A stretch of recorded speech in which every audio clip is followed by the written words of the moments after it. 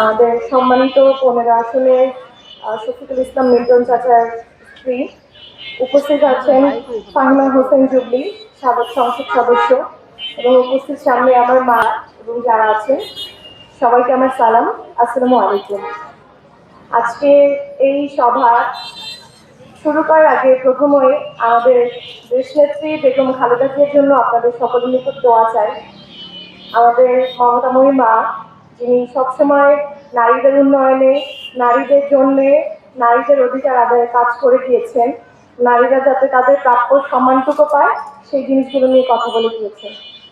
আজকে আমরা এসেছি আমার মা, আমার বোনদেরকে তাদের অধিকার সম্পর্কে সচেতন করতে। আমরা প্রমাণ করতে চাই যে আমার মায়েরা, বোনেরা সবসময় তারা এগিয়ে যাবে, তারা ঘরবন্দি হবে না। আমরা দেখি আমাদের যে জামায়াত নেতারা আছে তারা আমাদের মায়েদেরকে, বোনদেরকে ঘরবন্দি করতে চায়।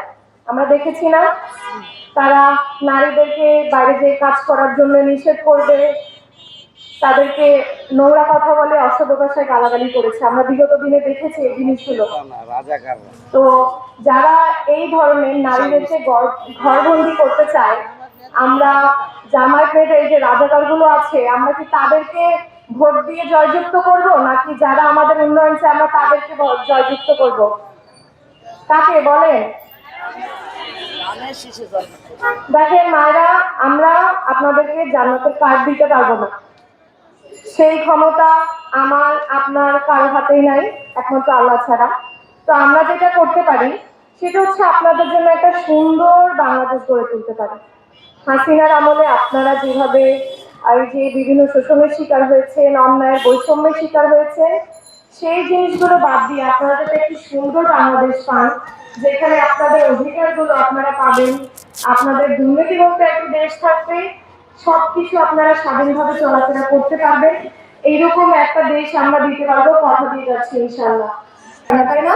তো এই যে নারীরা যাতে সম্মানিত হয়, পরিবারের প্রত্যেকটা মানুষ যাতে নারীদেরকে সম্মান করে, সেই জন্য তারেক রহমান ফ্যামিলি কার্ডের ব্যবস্থা করেছে, যেখানে একটি পরিবারের নারী সদস্য, যে পরিবারটি চালায়, পরিবারের প্রধান, তাকে মাসে 2 থেকে 2,500 টাকা বা সমমূল্যে চাল, ডাল, তেল এই জিনিসগুলো দেওয়া হবে। এতে করে কি হবে, আপনাদের হাতে টাকা থাকবে, 500 টাকা 1,000 টাকার জন্য কারোর কাছে হাত পাততে হবে না, তাই না? এইটা কি আপনাদের সম্মান বাড়াচ্ছে না? তাহলে যে মানুষ আপনাদের সম্মান হানি করছে, আপনারা তার দিকে ঝুঁকবেন নাকি যে আপনাদের সম্মান বৃদ্ধির জন্য কাজ করবে অবশ্যই সেদিকে যাবেন? তারপরে এই যে আমাদের জনাব মিল্টন চাচা, তিনি কিন্তু আপনাদের জন্য বিভিন্ন প্রশিক্ষণ এবং ট্রেনিং এর ব্যবস্থা করবে যদি তিনি জিতেন ইনশাআল্লাহ। দেখেন, আমরা কথা দিচ্ছি যদি আমরা নির্বাচিত হয়ে এগুলো করবো, কিন্তু আল্লাহ না করুক কোনোভাবেও যদি কিছু হয়, আমরা ইনশাআল্লাহ কার্যক্রম চলমান রাখবো। আমরা এসেছি দেশের উন্নয়নে, শুধু জিতলেই কাজ করবো, না জিতলে কাজ করবো না, এরকম মানসিকতা কিন্তু আমাদের নেই। আমরা অনেকে সেলাইয়ের কাজ শিখতে চাই, ব্লক বাটিকের কাজ শিখতে চাই, অনেক হাতের কাজ শিখতে চাই, তাই না? কিন্তু সেগুলোর জন্য আমাদের কি মোটা অঙ্কের টাকা দিতে হয়। তো আমাদের মিল্টন চাচা এই জিনিসগুলো আপনাদের জন্য একদম ফ্রি করে দিবে, যাতে আপনারা ঘরে বসে উপার্জন করতে পারেন, আপনাদের বাইরেও যেতে হবে না, আপনারা সংসারও সামলাবেন, আপনারা সকল কাজকর্ম ঠিকভাবে করতে পারবেন। আমাদের মায়েরা এখানে বসে আছে যাদের অনেকের বাচ্চা আছে, এই বাচ্চা কার কাছে রাখবেন এই জন্য আপনারা কাজ করতে পারেন না, আছেন না অনেকে? এই বাচ্চা যদি একজন রাখতে পারে তাহলে তো আপনারা বাইরে যেয়ে কাজ করতে পারেন, পারেন তো? তো সেই জন্য মিল্টন চাচা আপনাদের জন্য ডে কেয়ারের চালু করেছে, যেখানে আপনাদের বাচ্চাদেরকে আপনারা অল্প টাকায় রাখতে পারবেন, যেভাবে মনে হবে যে বাচ্চার ঘরে মায়েরা যেভাবে পালে ঠিক সেভাবে কিন্তু পালতে পারবে। বুঝতে পেরেছেন মায়েরা? বলো কথা বলো তো তোমরা। তারপরে আমাদের নারীদের আরেকটা সমস্যা হচ্ছে, আমরা যখন বাসে উঠি আমাদেরকে কি পুরুষের হেনস্থার শিকার হইতে হয় না? গায়ে টাচ করে, তারপরে নোংরা ভাবে অনেক কিছু বলে, তাই না? পুরুষরা এখন নারীদেরকে বাসে বসতেও দেয় না, দেয় সিট কিন্তু দেয় না এখন। তো এই জন্য আমাদের জনাব তারেক রহমান কিন্তু নারীদের বাসের ব্যবস্থা করেছে, যেখানে বাস চালাবে নারীরা, হেল্পার থাকবেও নারীরা। হাততালি দেন তার জন্য একটা। দেখেন আর কত চিন্তা করবে নারীদেরকে নিয়ে বলেন। শুধু নারীদেরকে নিয়ে না, আমাদের মিল্টন চাচা হচ্ছে যে মিরপুরের এরিয়াটায় কাফরুল 10 নম্বর 13 নম্বর, এখানে কিন্তু বৃষ্টি হলে অনেক পানি হয়, একদম হাঁটু পর্যন্ত পানি হয়, কোনো কিছু চলতে পারে না। তো তিনি তার ইশতেহারে রেখেছেন কিভাবে হচ্ছে এই পানির সমস্যা সমাধান করা যায়। বিগত বছর এই জিনিসগুলো নিয়ে কিন্তু কেউ কাজ করেনি, ভাবেও নি। তারপর মায়েদের যে বাচ্চা, আমার ছোট ভাইয়েরা আছে, বোনেরা আছে, তাদের পড়ালেখা দিয়ে মায়েদের অনেক কমপ্লেন আছে যে টিচাররা ঠিকভাবে পড়ায় না, বাসায় টিচার দিয়ে পড়াতে হয়, সবকিছু পড়াতে হয়, তাই না? তো এই যে মায়েরা যাতে টিচারদের সাথে মাসে একটা হলেও মিটিং করতে পারে, তাদের যে সমস্যাগুলো আছে সেগুলো তুলে ধরা এবং সমাধান করার ব্যাপারটা কিন্তু আমাদের মিল্টন চাচা এনশিওর করবে।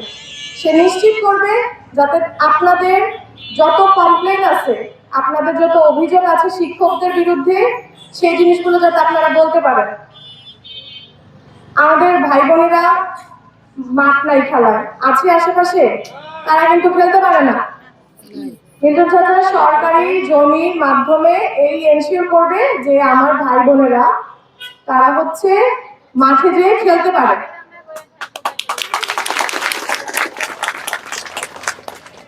তো এগুলো হচ্ছে আমাদের জনাব তারেক রহমান এবং মিল্টন চাচার আপনাদেরকে নিয়ে কিছু প্ল্যান। এর বাইরেও কিছু কথা বলতে চাই যে আমাদের বর্তমান যে জামায়াত ইসলামী আছে, তারা ধর্মকে ব্যবহার করে, ধর্মকে ব্যবহার করে তারা ভোট চায়। ইসলাম কি ধর্ম কি রাজনীতিতে ব্যবহারের জন্য? আমরা কেউ জান্নাতের টিকিট কাউকে দিতে পারবো? আস্তাগফিরুল্লাহ। আপনাদের সকলের কাছে অনুরোধ থাকবে আপনারা ভালোভাবে ধর্মকে বুঝেন, সে অনুযায়ী কাজ করেন। 12 তারিখ সারাদিন, 12 তারিখ সারাদিন ভোট দিব কাকে? ভোট দিব কাকে? মিল্টন ভাইকে। ভোট দিব কাকে? মিল্টন ভাইকে। ভোট দিব কাকে? মিল্টন ভাইকে। ভোট দিব কিসে? ধন্যবাদ। আসসালামু আলাইকুম। এই গলা সাউন্ড নাই তো।